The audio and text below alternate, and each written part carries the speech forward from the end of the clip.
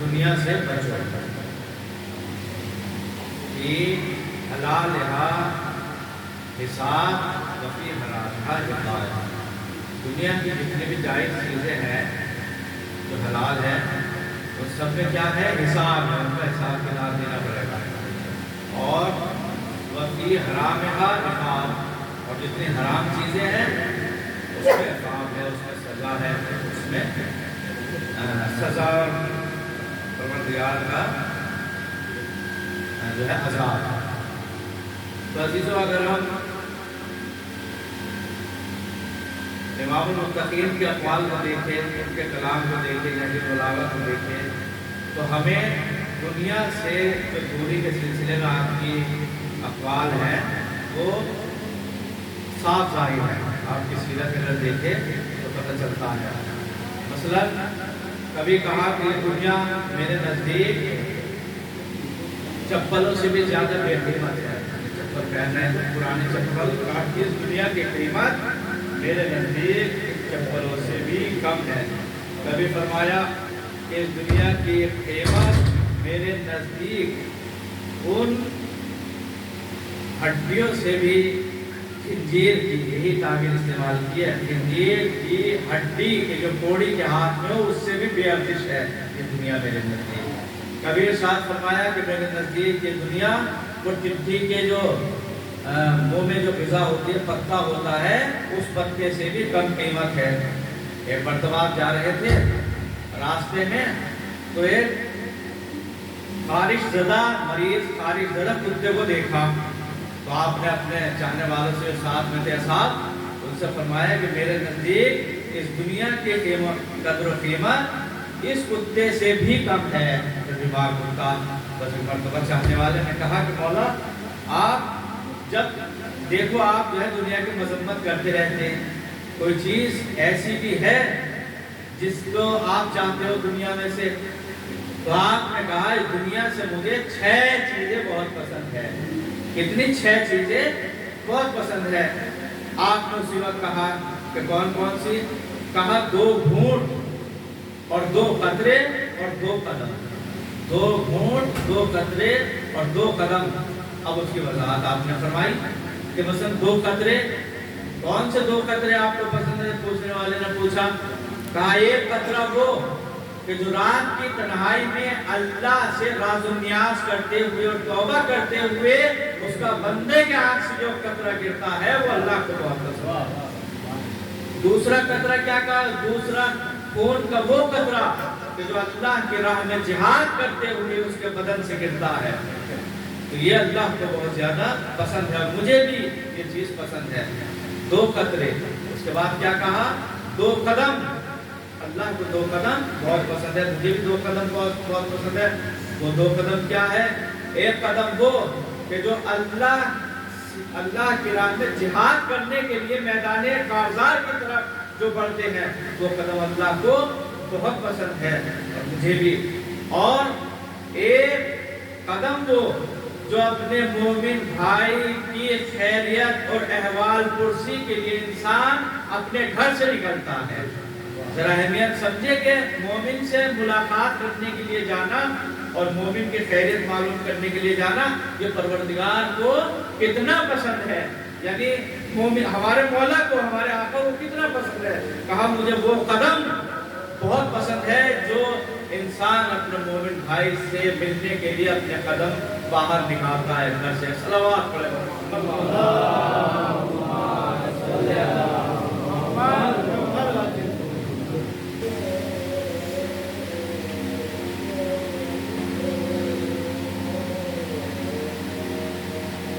اللہم صلی علی محمد وآل محمد۔ دو قدم، دو قطرے اور دو گھونٹ۔ وہ دو گھونٹ کون سے ہیں؟ آپ نے فرمایا غصے کا گھونٹ، جو انسان غصہ آئے اور اس کو دبا جائے اور کوئی ایکشن نہ کرے، تو یہ مجھے بہت پسند ہے۔ اور تیسری چیز کیا ہے؟ صبر، یعنی صبر کا گھونٹ، صبر کرے، تو یہ مجھے دوسرا گھونٹ صبر کا یہ بہت پسند ہے۔ یہ 6 چیزیں مولا کائنات نے ارشاد فرمائی، یہ 6 چیزیں مجھے بہت پسند ہے۔ تو عزیزو، امیر المومنین کی اگر ہم پوری زندگی دیکھیں تو زہد میں گزاری آپ نے۔ زہد میں کیسا زہد کہ سب سے زیادہ ازہد الناس اگر کہا جائے تو امیر المومنین تھے، مولا کائنات ازہد الناس تھے۔ اور صرف یہ نہیں ہے کہ صرف آپ زاہد تھے، صرف یہ نہیں تھا، بلکہ اگر آپ کی زندگی دیکھیں تو سب سے بڑے شجاع آپ تھے، آپ سے بڑھ کے کوئی شجاع نہیں تھا۔ اور دیکھیں تو آپ سب سے بڑے عالم، اپنے وقت کے سب سے بڑے عالم آپ تھے۔ آپ اگر آپ زندگی دیکھیں تو سب سے بڑے سخی تھے، یعنی اپنے وقت کے سب سے بڑے عالم بھی آپ ہیں، سب سے بڑے سخی بھی آپ ہیں، سب سے بڑے شجاع بھی آپ ہیں، اور سب سے بڑے فیصلہ کرنے والے بھی آپ ہیں، سب سے بڑے عبادت گزار بھی آپ ہیں۔ کیسی زہد اور کیسا تقویٰ، کیسا زہد، دنیا سے اس قدر دور ہے اور خواہشات نفس سے دور۔ ایک مرتبہ معاویہ نے اپنے چاپلوس تو ہر جگہ ہوتی ہیں، ایک اپنے آدمی سے پوچھا کہ تم کہاں سے آ رہے ہو، تو بجائے اس کے کہ وہ صاف صاف نام لیتا کہ میں خالہ کے یہاں سے آ رہا ہوں، اس نے کہا کہ میں دنیا کے بخیل ترین اور کنجوس ترین انسان کے پاس سے آ رہا ہوں۔ بس معاویہ کیا کہتا؟ الفضل ما شہدت بہ الاعداء، فضیلت وہ ہے کہ جس کی دشمن گواہی دے۔ بھائی اپنوں کی، اپنے بھائی کی تعریف کرنا، اپنے بھائی کی فضیلت بیان کرنا، اپنے بھائی کے کمالات بیان کرنا، یہ تو ہر انسان کرتا ہے، لیکن فضیلت وہ ہے اور حقیقی فضیلت وہ ہے کہ جو دشمن جس فضیلت کی گواہی دے۔ ایک مرتبہ معاویہ کہتا ہے کہ تو غلط بیانی سے کام لے رہا ہے، وہ تو وہ شخص ہے جسے تو کنجوس بتا رہا ہے کہ اگر اس کے پاس 2 گھر ہو اور ایک گھر سونے سے بھرا ہوا ہو اور ایک گھر گھاس اور پھوس سے بھرا ہوا ہو، تو اللہ کی راہ میں سب سے پہلے اس سونے والے گھر کو لٹائے گا، گھاس والے کو بعد میں لٹائے گا۔ تو اتنا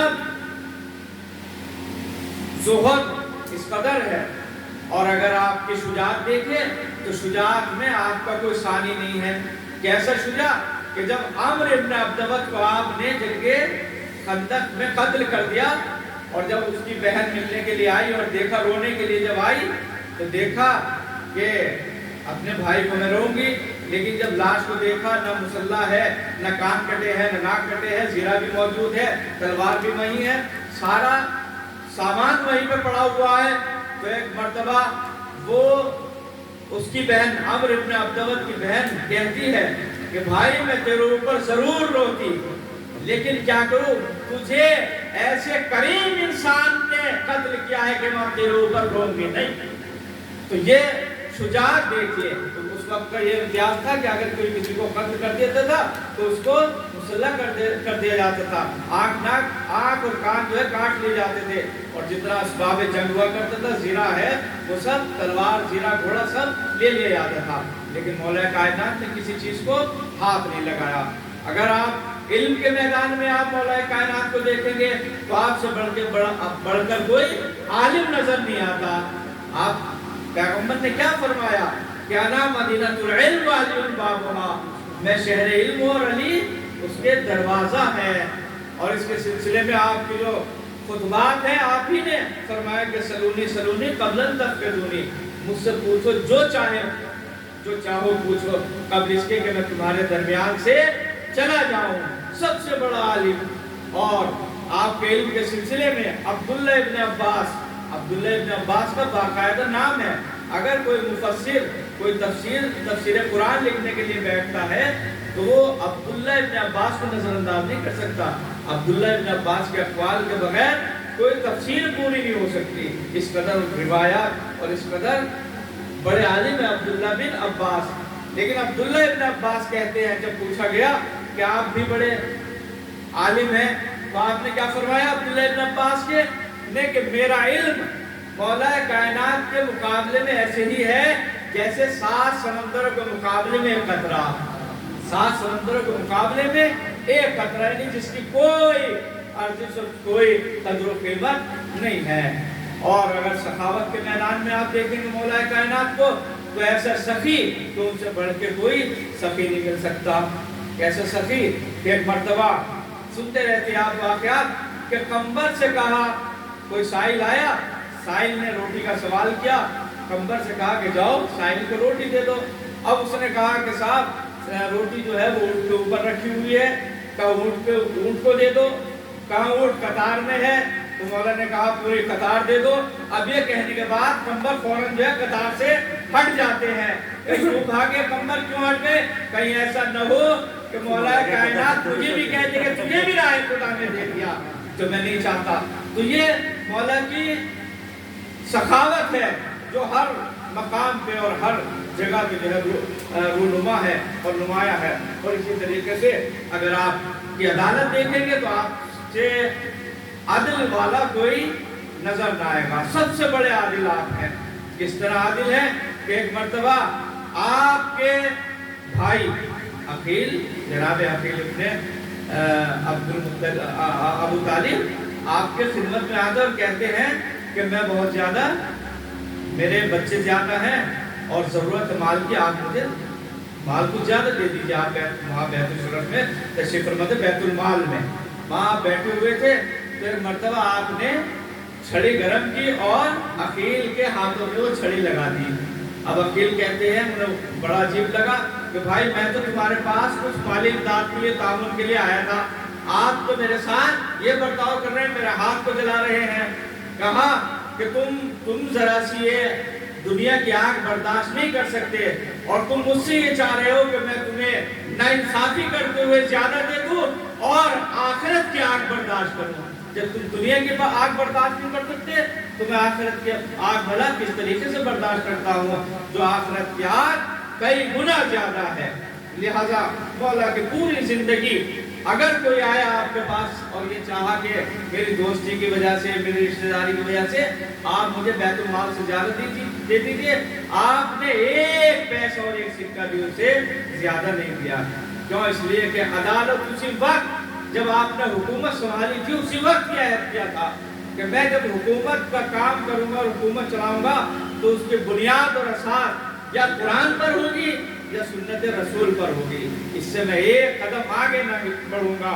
لہذا آپ نے پوری زندگی عدل اور انصاف میں گزاری اور آپ نے یہ بھی کہا کہ جب تک میں مظلوم کا حق اس تک نہ پہنچا دوں اس وقت تک سکون سے نہیں رہوں گا، اور جب تک ظالم کو کیفر کردار تک اور اس کے اعمال تک نہ پہنچا دوں اس وقت تک میں سکون کے ساتھ نہیں رہوں گا۔ لہذا آپ کی پوری زندگی جو ہے وہ عدل و انصاف میں گزری۔ لوگ آتے تھے جب آپ نے حکومت سنبھالی تو لوگ آپ کے پاس آئے جو آپ کے چاہنے والے تھے اور آپ نے اعلان کر دیا کہ جس نے جو بھی بیت المال لیا ہے زیادہ وہ واپس لے کر آئے، اور جن لوگوں کو پہلے سے زیادہ بیت المال سے حصہ دیا جاتا تھا، ظلم کرتے ہوئے یا ناانصافی کرتے ہوئے جو حصہ دیا جاتا تھا، مولا کائنات نے اعلان کر دیا کہ اب تو برابر حصہ دیا جائے گا۔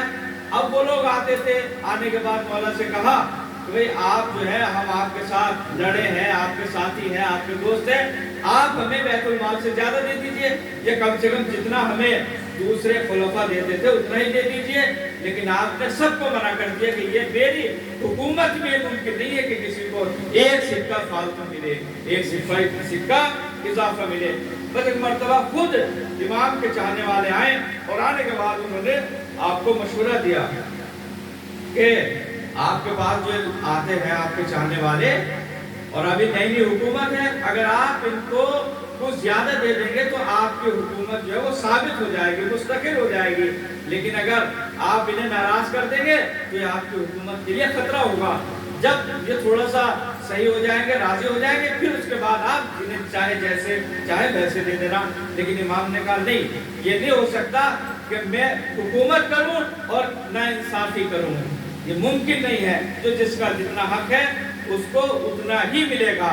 तो ये मौला कायनात की सिफात थी जो हर एक को मालूम थी। हमें बहुत से आइम्मा की सिफात मालूम है, लेकिन उनकी किसी की सदाकत सामने आई, किसी का तक़वा सामने आया, किसी की शुजाअत सामने आई, लेकिन मौला कायनात की सारी सिफात बेअदब सामने आई है, सारी सिफात सामने आई है। अगर सूरमाओं से देखेंगे, उनसे पूछेंगे कि भाई सबसे बड़ा सूरमा कौन है, तो मौला कायनात का नाम लेगा, इसलिए कि उनकी शोहरत इतनी है बहादुरी में और इतनी जंगें उन्होंने फतह की है कि सबसे पहले मौला कायनात का नाम लेगा।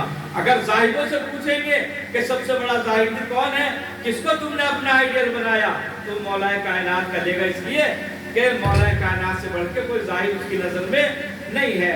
अगर आप किसी सखी से पूछेंगे तो नाम देगा कि सबसे बड़े सखी मौला कायनात है। अगर आप किसी से पूछे कि भाई तुम इतनी इबादत करते हो, तुम्हारा सबसे बड़ा आबिद कौन है, कहा कि सबसे बड़ा आबिद अली है, मौला कायनात है, अली से बढ़ के कोई आबिद नहीं है। अजीजों ये है, और एक इंसान होता है, इंसान के जिस्म में आप तसव्वुर करें कि उसका परफेक्ट बॉडी उसकी क्या होगी, उसकी आंख भी सही हो, नाक भी सही हो, हाथ भी उसके सही हो, रंग भी अच्छा हो, बाल भी अच्छे हो, पूरी बॉडी इसकी बिल्कुल ठीक हो। आप उनसे कहेंगे कि ये अच्छे बदन का और अच्छे खूबसूरत इंसान है, बेहतरीन स्मार्ट इंसान है, उसको ये कहा जाएगा। तो ये तो हो गया, जितना भी स्मार्ट इंसान तसव्वुर कर सकते हैं तसव्वुर कर लीजिए। नाकिस इंसान कौन होगा, जिसके मतलब हाथ पैर तो सही है, बस उसकी नाक नहीं है, आंख नहीं है, या कद कोता है, या हाथ जो है वो जिस्म के एतबार से छोटे हैं या जिस्म के एतबार से बुलंद है, यानी कहीं ना कहीं उसके अंदर नक्स पाया जा रहा है, तो उसे कहा जाएगा कि ये नाकिस बदन है, यानी परफेक्ट बॉडी इसकी नहीं है। लेकिन यही चीज इंसान की इंसानियत में है। भाई बदन का परफेक्ट बॉडी क्या है, यानी उसकी हर चीज मुतनासिब हो, हर चीज अच्छी हो, जालिब हो, स्मार्ट कहलाएगा। इसी तरीके से इंसान की रूह और इंसान की मानवियत में भी जो है इंसानियत होती है, उसके अंदर भी नक्स और ऐब पाया जाता है और उसके अंदर भी कमाल होता है। अगर हम किसी इंसान को देखें कि वो उसकी इंसानियत कैसी है, तो अगर उसके अंदर तमाम सिफात अच्छी पाई जा रही है, यानी वो आलिम भी है, वो जाहिद भी है, वो सकी भी है, वो आदिल भी है, तमाम सिफात उसके अंदर पाई जा रही है, तो अब हम कहेंगे कि ये इंसानियत में कामिल है और इंसानियत में अकमल है। लेकिन अगर किसी के पास कोई सिफत तो है, कोई सिफत नहीं है, मसलन आलिम है लेकिन सकी नहीं है, आलिम और सकी है लेकिन शुजा नहीं है, आलिम और सकी और शुजा है लेकिन मसलन इबादत गुजार नहीं है, इबादत गुजार भी है लेकिन दूसरी अच्छी सिफत उसके अंदर नहीं है, गरीब परवरी नहीं है, तो कहीं ना कहीं से कोई इंसान आपको परफेक्ट ऐसा नहीं मिल सकता जिसके अंदर बैक वक्त सारी खूबियां मौजूद हो, सारी खूबियां मौजूद हो। लेकिन मौला कायनात वो जात है कि जिनके अंदर तमाम खूबियां अपने मेराज पर नजर आती हैं, तमाम खूबियां मेराज पर नजर आती हैं। अगर आपके इल्म को देखेंगे तो ये आपसे बढ़ के कोई आलिम नहीं, आपके सखावत को देखेंगे तो आपसे बढ़ के किसी के पास कोई आपसे बढ़ के सकी नहीं, अगर आपकी शुजाअत को देखेंगे तो आपसे बढ़ के कोई शुजा नहीं, अगर आपकी इबादत को देखेंगे तो आपसे बढ़ के किसी की इबादत नहीं, आपके ज़ुहद को देखेंगे तो आपसे बढ़ के किसी का कोई ज़ुहद नहीं। और अजीजों, जब इंसान उस मकाम पे पहुंच जाता है तो परवरदिगार उसकी मोहब्बत लोगों के दिलों में डाल देता है। आज आपने ये कभी सोचा कि इतने इंसान, करोड़ों इंसान दुनिया में, कोई मुल्क ایسا نہیں ہے کہ جس میں علی کے چاہنے والے نہ مل جائے، اور صرف چاہنے والے ہی نہیں ہیں بلکہ ایسے چاہنے والے کہ اپنی جان قربان کر دینے والے، ایسے چاہنے والے مولا کائنات کے 1400 سال بعد موجود ہیں۔ بڑی بڑی شخصیتیں آپ نے دیکھی ہوں گی، کچھ دن کے بعد ان کے چرچے ہوتے ہیں، ان کی شجاعت کے چرچے ہوتے ہیں، ان کی سخاوت کے چرچے ہوتے ہیں، ان کے علم کے چرچے ہوتے ہیں، لیکن ایک زمانہ گزرنے کے بعد وہ جو ہے بھول بھلا دیے جاتے ہیں، اب کسی کو معلوم نہیں ہے، تاریخ کا ایک حصہ بن جاتے ہیں۔ لیکن مولا کائنات کے ساتھ یہ معجزہ ہے کہ جیسے جیسے زمانہ گزر رہا ہے ویسے ویسے لوگ اور ویسے ویسے انسان علی کی فضیلتوں کو سمجھ رہے ہیں، اور علی کی فضیلت کو سمجھنے کے بعد ان سے محبت کر رہے ہیں۔ 1400 سال گزر چکے اور علی کی محبت میں کمی نہیں آئی، بلکہ اور بڑھتی جا رہی ہے، محبت اور بڑھتی جا رہی ہے۔ آخر کیا وجہ ہے، کیا چیز ہے؟ شجاع تو اور بھی بہت ہے، سخی تو اور بھی بہت ہے، عالم تو اور بھی بہت ہے، لیکن کسی کی محبت ایسی ہے نہیں ہے۔ صرف مولا کائنات میں ایسی کون سی چیز ہے کہ ان صفات کو یاد کر کے لوگ جو ہے ان سے محبت کر رہے ہیں؟ تو عزیزو اگر ہم اس پہ غور کریں تو ایک چیز ہمیں صاف نظر آئے گی، وہ ہے مولا کائنات کا اللہ سے رشتہ۔ تو مولا کائنات کا اللہ سے رشتہ ہے، اس رشتے کی بنیاد پر اور جو خلوص مولا کائنات میں پایا جا رہا ہے اپنے اللہ کو لے کر، اور جو انسان کا خالص مولا کائنات کا جو خالص وجود ہے اللہ کے لیے، وہ چیز ہے کہ جس نے تمام لوگوں میں علی کی محبت کو پیدا کیا ہے۔ ایمان کیسا؟ اب آپ سے پوچھا گیا یہ بتائیے آپ نے اللہ کو کیا دیکھا ہے جس کی عبادت کرتے ہیں؟ تو آپ نے فرمایا کہ وہ اللہ کے جس کو میں نے نہ دیکھا میں اس کی عبادت ہی نہیں کرتا۔ کہا کیسے دیکھا؟ کہ میں نے اس کو اپنی ظاہری آنکھوں سے نہیں بلکہ باطن کو دل کی آنکھوں سے میں نے اللہ کو دیکھا ہے۔ اور جب آپ کے پائے اقدس میں تیر لگ جاتا ہے اور جب تیر نکالنے کے لیے کہا گیا تو آپ کے پیر میں درد ہوتا ہے، تکلیف ہوتی ہے، ظاہر سی بات ہے تیر کا نکالنا پیر سے وہ بڑا مشکل کام ہے۔ تو پیغمبر نے فرمایا جو مزاج شناس امامت تھے کہ آپ کہ جب علی نماز پڑھ رہے ہو اس وقت پیر سے تیر نکال لیا جائے۔ اب یہی ہوا کہ جب آپ نماز پڑھ رہے تو پیر سے تیر نکال دیا گیا اور مولا کائنات کو خبر بھی نہ ہوئی۔ اب لوگ کہتے کہ یہ کیسے ممکن ہے کہ بھئی تیر نکال لیا جائے اور کسی انسان کو خبر بھی نہ ہو؟ تو عزیزو یہ اس قدر محو ہو جاتے تھے۔ ایک بات میں بتاؤں کہ انسان کو جو تکلیف ہوتی ہے وہ احساس سے ہوتی ہے۔ اگر انسان احساس کرے گا تو اسے تکلیف ہوگی، لیکن اگر احساس سے ختم ہو جائے تو انسان کو بھی اس کی تکلیف نہیں ہوتی۔ اسی چیز کو اگر بہت زیادہ اوپر لیول پہ لے کے جائے تو تکلیف کا احساس بالکل ختم ہو جاتا۔ آپ کہیں گے کہ یہ کیسے ہو گیا؟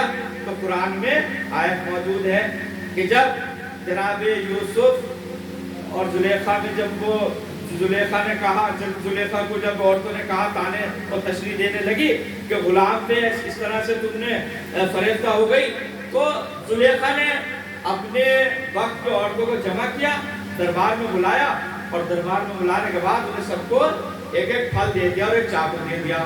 کہا کہ جب میں تمہیں اشارہ کروں تو اس پھل کو کاٹ دینا۔ اب ادھر سے تمام عورتیں جمع ہیں، پھل اور چاقو ہاتھ میں ہے، ادھر سے دروازہ کھلا۔ زلیخا نے یوسف سے کہا اندر تشریف لاؤ۔ اب جیسے ہی عورتوں نے جناب یوسف کو دیکھا اور ساتھ میں یہ بھی کہا کہ پھل کاٹو، اب جیسے ہی اپنے پھل کاٹنے لگی تو پھل کی بجائے اپنے انگلیوں کو کاٹ لیا، پھل کی بجائے اپنے انگلیوں کو کاٹ لیا۔ بھائی کاٹ تو پھلی انگلیاں کیسے کٹ گئی؟ احساس بھی نہ ہوا؟ کا احساس اس لیے بھی ہوا کہ وہ ذہن دوسری طرف تھا، متوجہ دوسری طرف سے، لہذا تکلیف کا احساس ہی نہیں ہوا۔ اسی طریقے سے مولا کائنات جب نماز پڑھا کرتے تھے تو اپنے اللہ کی بارگاہ میں اس قدر اللہ کی طرف متوجہ ہوتے تھے کہ ان کو احساس ہی نہیں ہوتا تھا کہ جسم میں تیر لگا ہے وہ نکل رہا ہے۔ ایک صلوات پر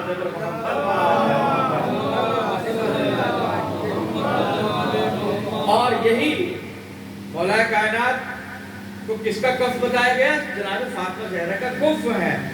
اب شہزادی ایک مرتبہ جب پیغمبر کی خدمت میں گئی ہے کہ آپ کے یہاں کنیزیں آتی رہتی ہیں، آپ مجھے کوئی کنیز دے دیجیے تاکہ میرے کاموں میں ہاتھ بٹائے۔ تو اللہ کے رسول نے کیا کہا بابا نے کہ میں تمہیں کنیز سے بہتر کوئی چیز نہ بتا دوں؟ تو انہوں نے کہا کہ تو بہت اچھا، اگر کنیز سے بہتر کوئی چیز ہوگی۔ تو آپ نے تسبیح زہرا بتائی، کیا کہ تسبیح زہرا بتاؤ۔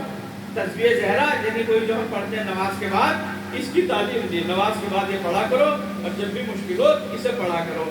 اب ہم اپنے ذہن سے سوچیں تو یہ سوچ سکتے ہیں کہ بھائی آج کے اگر کوئی عورت اپنے بابا کے پاس جائے اور کہے کہ مثلا بہت سردی لگ رہی ہے، مجھے کمبل کی ضرورت ہے، اور وہ کوئی سورہ بتاتے کہ یہ سورہ تلاوت کیا کرو، تو غصہ ہو جائے گی کہ ہم تو گئے تھے اپنے مشکل لے کے اور انہوں نے ایک سورے کا ورد ہمارے اوپر تھوپ دیا کہ ہم سورے کی تلاوت کریں۔ لہٰذا چونکہ شہزادی سمجھتی تھی کہ جو بابا جو رسول اللہ کا رسول ہمیں بتا رہا ہے وہ اچھا ہی ہے، لہذا وہ تسبیح کی تعلیم دینے کے بعد شہزادی چلی گئی۔ اب آپ یہ سوچ سکتے ہیں کہ یہ تسبیح جو ہے وہ کس طریقے سے مدد کر سکتی ہے، شہزادی کی تسبیح کس طرح سے مدد کر سکتی ہے۔ پر جو کام مولا کائنات نے کیا تھا، یعنی نماز میں اس قدر محو ہو جاتے تھے کہ تمام تکلیفیں اور تھکاوٹیں دور ہو جایا کرتی تھی، اسی طریقے سے شہزادی جب تسبیح پڑھا کرتی تھی تو اللہ کے سامنے اس قدر محو ہو جاتی تھی کہ انہوں نے احساس تکلیف ہی ختم ہو جاتا تھا کہ تکلیف کیا ہے۔ یا دونوں ایک ہے، کف ہے، مولا کائنات کو کف بتایا شہزادی کا کہ اگر علی نہ ہوتے تو فاطمہ کا کوئی کف نہ ہوتا، یعنی جو صفات اور جو خوبیاں مولا کائنات کی ذات میں ہیں وہی صفات اور وہی خوبیاں شہزادی کی ذات میں ہیں۔ اگر وہ محو گفتگو ہے پروردگار سے اور رات الیاس میں محو ہے اور انہیں احساس تکلیف نہیں ہوتا، اسی طریقے سے شہزادی کو بھی احساس تکلیف نہیں ہوتا۔ تو یہ ذات وہ ذات ہے کہ جس کو اپنوں نے ہی نہیں بلکہ غیروں نے بھی جس کی تعریف کی ہے۔ مولا کائنات کے لیے شافعی کیا فرماتے ہیں؟ شافعی کہتے ہیں کہ یہی آپ کی فضیلت کے لیے یہی کافی ہے۔ مولا کائنات کی طرف متوجہ ہو کے کہتے ہیں کہ آپ کی فضیلت کے لیے بس اتنا ہی کہنا کافی ہے کہ کچھ لوگ آپ کو یہ نہ سمجھ سکے کہ آپ خدا ہیں یا خدا کے بندے ہیں، آپ خدا ہیں یا خدا کے بندے ہیں، کچھ لوگ یہ بھی آپ کو نہیں سمجھ سکے۔ اور اس سلسلے میں ایک مرتبہ عبداللہ ابن احمد حنبل، دوسرے فرقے سے تعلق ہے، احمد ابن حنبل کا بیٹا عبداللہ، وہ اپنے بابا کے پاس یعنی احمد کے پاس بیٹھا ہوا تھا۔ اسی سلسلے میں یہ لوگ گفتگو کر رہے تھے خلفاء کے بارے میں، خلافت کے بارے میں، کہ فلاں کی خلافت جو ہے ایسی تھی، دوسرے خلیفہ کی خلافت ایسی تھی، تیسرے خلیفہ کی خلافت ایسی تھی۔ اب اسی میں کسی نے چوتھے خلیفہ کی بات چھیڑی ان کے عقیدے کے مطابق، لہٰذا اب جب چوتھے خلیفہ کی بات چلی، ایک مرتبہ احمد ابن حنبل کہتا ہے کہ علی کی ذات وہ ذات تھی کہ جس کو خلافت نے زینت نہیں بخشی بلکہ خلافت کو زینت بخشنے والا علی کی ذات تھی۔ سبحان اللہ، سبحان اللہ۔ دوسرے لوگوں کو خلافت نے زینت بخشی ہوگی لیکن علی کی ذات وہ ہے جس نے خلافت کو زینت بخشی۔ اور ایک مرتبہ اسی عبداللہ کا یہ واقعہ اس سے نقل ہے کہ میں اپنے بابا کے پاس بیٹھا ہوا تھا کہ لوگوں نے تعریف کرنی شروع کی، کسی نے سوال کیا کہ اصحاب میں سب سے بلند مرتبہ کس کا ہے، سب سے بڑا رتبہ فضیلت کے اعتبار سے کس کا ہے؟ تو احمد ابن حنبل نے کہا کہ سب سے بڑا رتبہ پہلے خلیفہ کا ہے۔ اس کے بعد پوچھا کہ دوسرا، اس نے کہا کہ دوسرے خلیفہ کا، کہ تیسرا، کہ تیسرے خلیفہ کا۔ اس کے بعد چپ ہو گئے۔ اب اس کے بعد پوچھتے کہ بھئی آپ خاموش کیوں ہوئے؟ چوتھے خلیفہ کے بارے میں تو آپ نے کچھ کہا نہیں، چوتھے صحابی کے بارے میں، بزرگ صحابی کے بارے میں، حضرت علی کے سلسلے میں آپ نے کوئی بات ہی نہیں کہی، وہ تو بڑے صحابی تھے۔ بس ایک مرتبہ احمد ابن حنبل نے فرمایا کہ یہ صحابی نہیں تھے بلکہ اہل بیت میں سے کیسے تھے اور اہل بیت کا مقایسہ صحابیوں سے کرنا یہ صحیح نہیں ہے. اہل بیت الگ ہوتے ہیں اور صحابی الگ ہوتے ہیں. تم نے صحابی کی بات کی ہے, میں نے صحابہ کا فضائل بیان کیے ہیں. اگر تم اہل بیت کے کہتے تب میں بتاتا کہ ابھی کیا سبحان اللہ. صلوات علی محمد.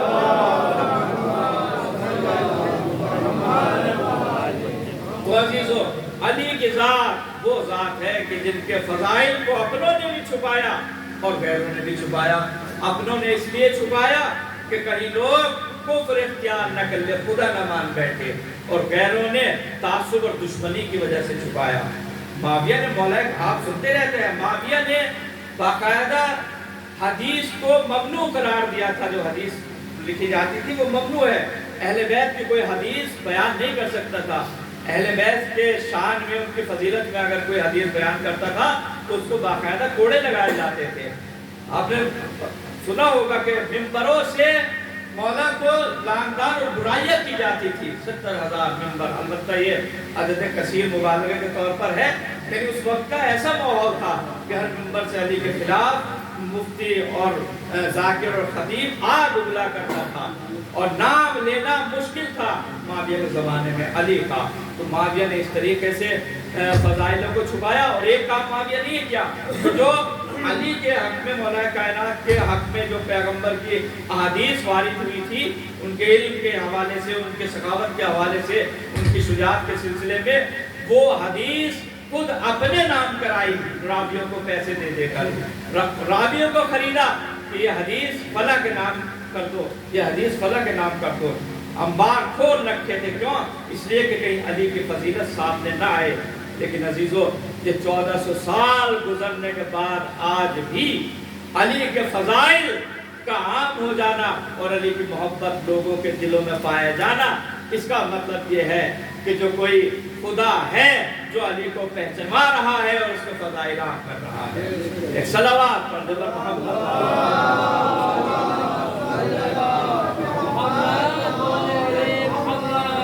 عزیزو, وہ علی کہ جس نے ہمیشہ دنیا کو کچھ دیا, دنیا سے کچھ لیا نہیں ہے. وہ علی جس نے ہمیشہ دوسروں کی مدد کی. وہ علی جس نے ہمیشہ دوسروں کو چاہا, دوسروں کا اچھا چاہا. وہ علی جس نے ہمیشہ یتیم پروری کی. وہ علی جس نے ہمیشہ غریب پروری کی. وہ علی جس نے جو بے سہاروں کا سہارا بنے. وہ علی جس نے ہمیشہ لوگوں کو سہارا دیا. کیا قصور تھا, کیا گناہ تھا مولا کائنات کا. ایک لوگ جو ہے دشمن ہو گئے. اس میں ابن ملجم تو مہرہ ہے, اصل میں قتل کرنے والا, اور اصل قاتل ابن ملجم نہیں ہے بلکہ شام میں بیٹھا ہوا ہے جس نے خریدا ہے ابن ملجم کو. لہٰذا میں زیادہ نہیں پڑھوں گا اس سلسلے میں. تو ابن ملجم کو میں نے ذکر کیا تھا کہ مولا کائنات نے ابن ملجم کو دل میں ہی اپنے ایام میں بتا دیا تھا پہلے ہی شہادت سے کہ مجھے تو قتل کرے گا. بس ایک مرتبہ ابن ملجم اپنی تلوار مولا کے قدموں میں ڈالتا ہے, کہتا ہے کہ اگر آپ کو ایسا لگ رہا ہے کہ میں آپ کو قتل کروں گا تو آپ مجھے قتل کر دیجئے. بس کہا کہ ہم سزا نہیں دیتے واقعے سے پہلے, جرم سے پہلے ہمارے یہاں سزا نہیں دی جاتی. جب کوئی صحابی پوچھتا تھا تو صحابی سے بھی آپ یہی کہتے تھے کہ جرم سے پہلے سزا نہیں دی جاتی. عزیزو, ایک وقت وہ بھی آیا جس کا مولا کائنات انتظار کر رہے تھے. رمضان کا مہینہ آیا, 40 ہجری ہے, رمضان کا مہینہ ہے. بار بار اپنے چاہنے والوں سے کہتے ہیں کہ یہ مہینہ میرا آخری مہینہ ہے, میں اس مہینے میں دنیا سے چلا جاؤں گا. اللہ کے رسول نے اسی مہینے کے لیے مجھے خبر دی ہے کہ میری داڑھی میرے خون سے رنگین ہو جائے گی, میری داڑھی میرے خون سے رنگین ہو جائے گی. عزیزو, وقت آگے بڑھا, چاہنے والوں کو معلوم تھا کہ ہمارا مولا اس دنیا سے چلا جائے گا. لہٰذا 19 تاریخ آتی ہے اور ام کلثوم کے یہاں آپ افطار کر رہے ہیں. افطار کے بعد جب رات آتی ہے تو ایک مرتبہ آپ جب صحن میں آتے ہیں تو کلمہ استرجاع پڑھتے ہیں, اِنَّ لِلَّهِ وَإِنَّا إِلَيْهِ رَاجِعُونَ, اِنَّ لِلَّهِ وَإِنَّا إِلَيْهِ رَاجِعُونَ. جناب کلثوم بڑی بے چین ہے, بابا یا بار بار कर नए इस दर्जे की तिलावत क्यों कर रहे हैं? कहा बेटी आज की रात मैं अपने परवरदिगार से जाकर मिलूंगा जो सबसे बड़ा कुदरतमंद है। आज मैं उसकी बारगाह में जाऊंगा, आज मैं उसकी बारगाह में जाऊंगा। अजीजों, अब ये बात हो रही थी कि एक मर्तबा मौलाए कायनात ने घर के बाहर कदम रखा। अब घर के बाहर देखा तो क्या देखा कि हुज़ैफ़ा यमानी है, मौला का चाहने वाला, अपने हाथ में तलवार लिए हुए 40 जवानों के साथ घर का पहरा दे रहा है। एक मर्तबा जब देखा मौलाए कायनात ने हुज़ैफ़ा यमानी को, क्या हुज़ैफ़ा ये क्या कर रहे हो? कहा मौला हमने आपकी ज़बान से सुना था कि आप इस महीने में शहीद कर दिए जाएंगे। अरे हमने सोचा अरे हमारे होते हुए और आपके ऊपर कोई आँच आ जाए, लिहाजा हम पूरी रात आपका पहरा देते हैं कि कभी कोई दुश्मन वार न कर दे। एक मर्तबा मौलाए कायनात ने हुज़ैफ़ा को देखा, कहा हुज़ैफ़ा मुझे क्या समझते हो? कहा कि मौला आप हमारे इमाम हैं। कहा मैं इमाम होके तुमसे कह रहा हूँ, तुम्हें हुक्म दे रहा हूँ कि अपने घर चले जाओ। हुज़ैफ़ा कहते हैं कि मैं दिल पे पत्थर रखकर अपने घर चला गया। घर जाने के बाद मैंने इबादत की और इबादत के बाद अब मैं थोड़ा सा आराम करने के लिए लेटा।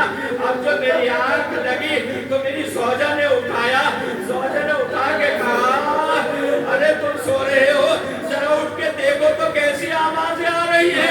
हुज़ैफ़ा एक मर्तबा उठे, घर से बाहर आए तो आवाज गूंज रही थी क़ुतिल अमीरुल मोमिनीन, अमीरुल मोमिनीन को कत्ल कर दिया। अजरुकुम अल्लाह, खुदा किसी वक्त पे न रुलाए। एक मर्तबा हुज़ैफ़ा ने देखा, मस्जिद की तरफ दौड़ कर आया तो क्या देखा? अरे मौला के सरे अक़दस पे तलवार का वार हो चुका है। हसन हुसैन ने कालीन बिछाई। अरे मौला अमीरुल मोमिनीन को अरे कालीन में उठाया। कालीन में उठाने के बाद एक मर्तबा एक तरफ से हसन हुसैन ने पकड़ा, अब्बास ने पकड़ा, मोहम्मद हनफिया ने पकड़ा। उठाने के बाद कालीन को आगे ले जा रहे हैं। कालीन जैसे ही आगे लेके बढ़े, हसन हुसैन को रोता हुआ देखा और अमीरुल मोमिनीन ने कहा अरे मेरे बेटो अभी मैं जिंदा हूँ, रो मत, मुझे अच्छा नहीं लगता तुम्हारी आंखों में आंसू। हुसैन अरे तुम न रो, इसलिए कि तुम्हारा रोना अरे रसूल को पसंद न था, नाना को पसंद न था। अब्बास मेरे लफ्ज़ जिगर रो मत। अभी तक इमाम हुसैन अपने बेटों को आसरा दे रहे हैं, दिलासा दे रहे हैं, तसल्ली दे रहे हैं। बस एक मर्तबा अरे जैसे ही मौलाए कायनात को बैतुश्शरफ लेके गए, अरे ज़ैनब को जैसे ही रोते हुए देखा, अरे अमीरुल मोमिनीन दहाड़े मार के रोने लगे। अरे मेरी ज़ैनब, अरे करबला का वो मंजर आंखों के सामने आ गया। अरे यही कूफा होगा, ना महरमों का मजमा होगा, लोगों के हाथ में ईंट पत्थर होंगे। अजरुकुम अल्लाह, खुदा किसी का मिरर रोए शिवाय को में अहले बैत के। बस एक मर्तबा तमीम को बुलाया गया। तमीम ने देखा, देखने के बाद कहा कि हम जान नहीं बच पाएंगी, वसीयत कर दीजिए। वसीयत की, मैंने तमाम चीजें छोड़ दी, मैंने तमाम चीजें छोड़ दी। बस एक मर्तबा मौलाए कायनात इस दुनिया से चले जाते हैं और जब गुस्ल दिया जा रहा था तो गुस्ल किया जा रहा था तो मौलाए कायनात के अरे सब पीछे पीठ के ऊपर काले निशानात देखे। और जब पूछा ये निशानात कैसे हैं, कहा ये निशान वो है जो मौलाए कायनात गरीबों के लिए राशन लेके जाया करते थे। अरे आज दुनिया से जब अली गए हैं तो हसन हुसैन यतीम नहीं हुए, बल्कि सारे बच्चे यतीम हो गए जिनका आसरा मौलाए कायनात बने हुए थे। मैं कहूँगा अरे मौला, तारीख में दो शख्सियतें हैं जिनके जिस्म पर काले निशानात पाए गए। एक तो आपके जिस्म पर और आपकी पोती अरे सकीना को जब गस्साला अरे जब गुस्ल दे रही थी तो सैयद सज्जाद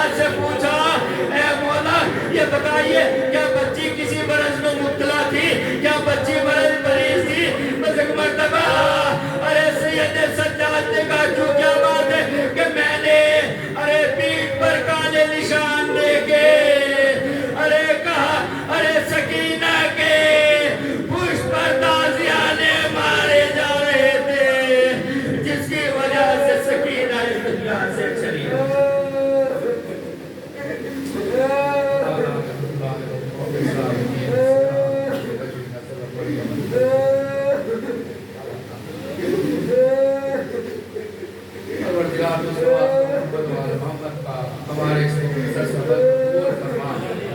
परवरदिगार मोहम्मद का जो भी मोमिनीन जहाँ जहाँ हैं उनकी जान माल इस्ताद हिफाजत फरमा।